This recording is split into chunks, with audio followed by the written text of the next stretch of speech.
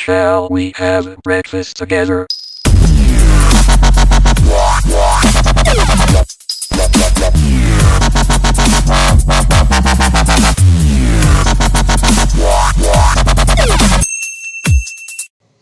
Assalamualaikum warahmatullahi wabarakatuh. Saya Dianawati dari PBA semester 5 kelas C.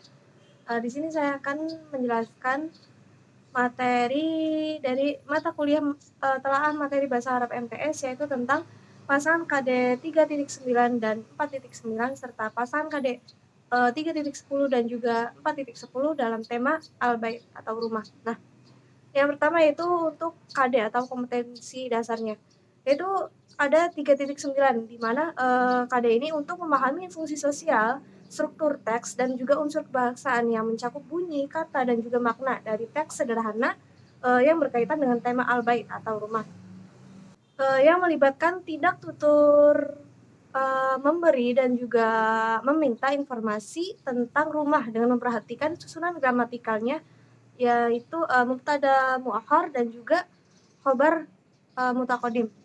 Nah, kemudian KD yang 4.9 yaitu untuk mendemonstrasikan tindak tutur memberi dan meminta informasi tentang rumah dan juga memperhatikan bentuk, makna, dan fungsi dari susunan gramatikalnya yang mubtada muakhar dan juga khobar baik secara lisan maupun tulisan. Kemudian pasangan kompetensi dasar atau KD yang kedua yaitu pasangan 3.10 dan juga 4.10. Yang pertama itu KD 3.10, di mana KD ini untuk menerapkan kaidah tentang bentuk, makna, dan juga fungsi dari susunan gramatikal mubtada dan khobarnya dalam teks deskriptif sederhana yang berkaitan dengan tema Al-Bait. Nah, kemudian KD yang 4.10 yaitu untuk menyusun teks deskriptif yang sederhana yang berkaitan dengan tema Al-Bait dan memperhatikan dengan bentuk, makna, dan fungsi dari susunan gramatikal mubtada dan khobarnya. Kemudian poin selanjutnya itu ada tentang deskripsi dari pasangan 2 KD tersebut.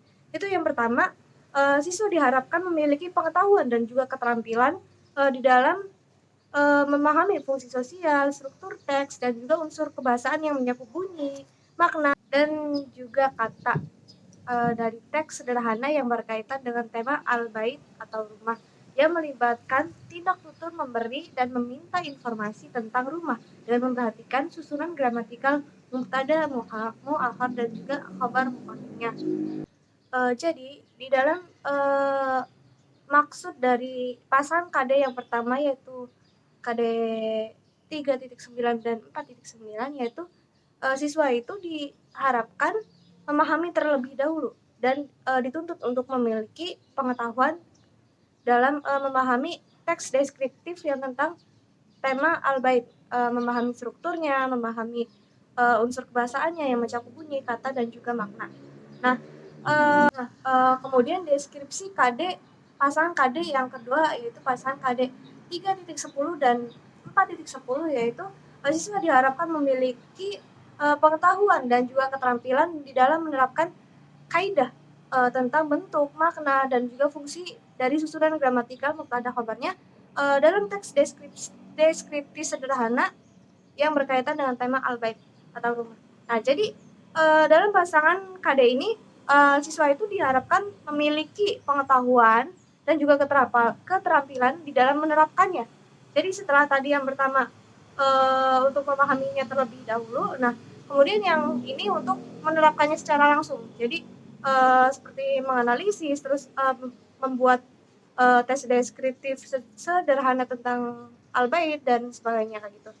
Kemudian poin yang ketiga yaitu tentang peta konsep atau ruang pembahasan dari tema Al-Bait ini. Nah, yang pertama yaitu untuk membangun pengetahuan, di mana mencakup 5 poin penting yaitu mufrodat, teks, hiwar, tarkib, dan juga istima. Nah, yang pertama yaitu mufrodat atau kosakata, di mana Al-Bait ini salah satunya membahas kosakata tentang ruangan di dalam rumah, misalnya tentang ghurfatun naumi atau ruang tidur, ghurfatul akli atau ruang makan, al-hamamun atau kamar mandi, dan juga sebagainya. Kemudian mufrodat tentang isi ruangan, misalnya birkah atau kolam, takvim atau kalender dan juga sebagainya. Kemudian ada tadrib 1 sampai 4 yang tentunya untuk mengevaluasi dan mengetahui seberapa jauh si siswa tersebut memahami materi tentang mufrodat tersebut. Nah, kemudian yang kedua yaitu teks, ada teks 1 yang mencakup tadrib 1 sampai dengan 2. Yang ketiga ada hiwar, yaitu tadrib 1 sampai 3, dan yang keempat ada tarkib, yaitu untuk memahami khobar muqaddam dan juga khobar muakhar. Kemudian dalam memahami kata tanya, madza, min, liman, dan lain-lain, tentunya siswa diharapkan bisa menjawab dengan sesuai temanya. Kemudian ada tadrib 1 sampai dengan 6. Nah, kemudian yang kelima yaitu istima yang mencakup tadrib 1 sampai dengan 3. Nah, peta konsep yang selanjutnya yaitu yang kedua yaitu untuk menampilkan model-model teks, yaitu misalnya untuk baca, terjemahkan, dan juga sebutkan. Kemudian yang ketiga yaitu untuk memproduksi teks secara berkelompok, di mana hal ini untuk memahami tahapan-tahapannya terlebih dahulu, kemudian menerapkannya dengan contoh. Dan yang keempat yaitu untuk memproduksi teks secara mandiri, yaitu memahami tahapan-tahapan dan juga menerapkannya dengan contoh. Nah, poin ketiga dan keempat ini memang tujuannya sama, yaitu yang pertama untuk memahami terlebih dahulu, kemudian baru menerapkannya.